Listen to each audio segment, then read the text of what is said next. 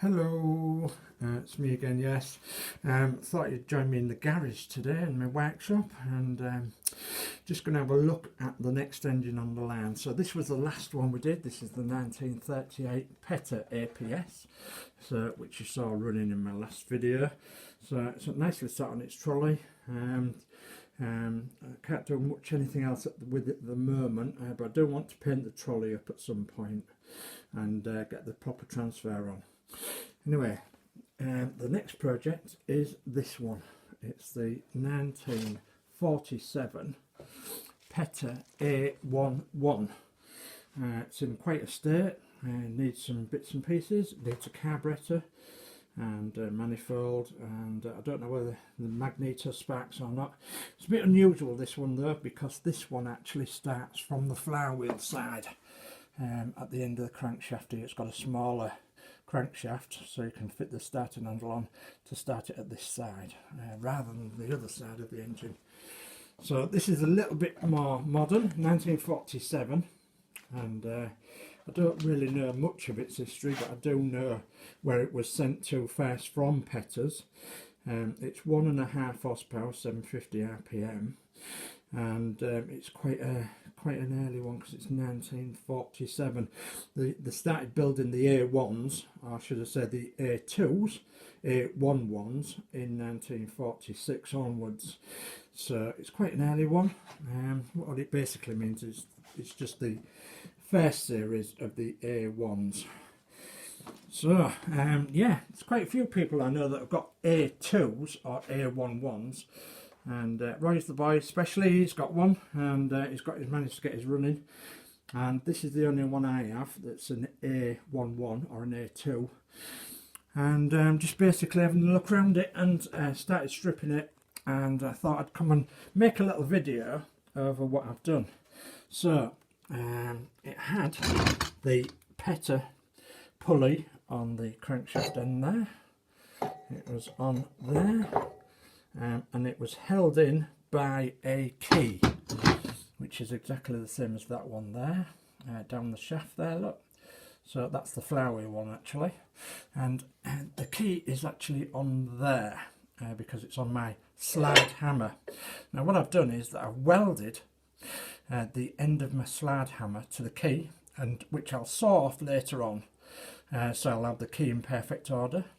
So, and then I just slid my hammer of my slide hammer, which is one of these old pulleys, and what I basically do is just bring it down to the end there, and it makes like an impact driver to drive out the key. It works every time. Just as I say, I weld the end of my slide hammer to the end of the key, and make a good strong weld, and then just slide it off with ramming that to the end, and making like a hammer, and it just pulls it off. So that's quite easy. So got the pulley off, which was no bother at all really. So then I'm starting to attack the flywheel, and I thought that really the flywheel is a problem for some people, especially if they can't get the key out. So the key's all the way out, and I used one of these devices here, one of these wedges, and you can actually purchase these wedges from some tractor company, I believe. And it's designed in a certain way that you actually put it in there against the key, and then you bang it in with an hammer, and it forces it out. Okay, so that's its principle. It's obviously made of very, very good steel. So, and it saved me hours and hours and hours getting flywheel keys out. So that's how I get the key out. How do I get the flywheel off? Right, okay, you see the shaft here is rather mucky and a little bit rusty, so make sure you clean that shaft up so that it's like new. Okay, all the way right to the end of the flywheel there, and right to the end of the crankshaft here. So clean it up nice and clean, get plenty of oil and grease on it and WD-40, and then get your key and move it down the shaft to the end. Okay, and then get a monkey wrench in the end and grip it over the key and over the crankshaft, Okay, but use some protective metal each end so you don't mark the crankshaft.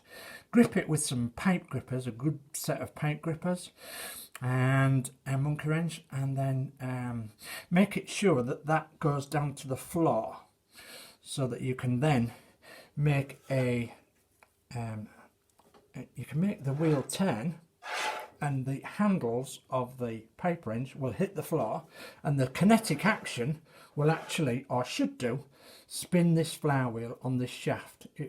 Once you've got it spinning, keep it spinning and keep it spinning until it comes right off the end of the crankshaft. And here presto, your flywheel will be off. But I must emphasise that that crankshaft must be clean, and it must be smooth, and it must be very, very oily for this to work. So that's my top tip for today, and so I'm going to enjoy my cup of tea now, which is there somewhere, and we'll see you again. So bye from now.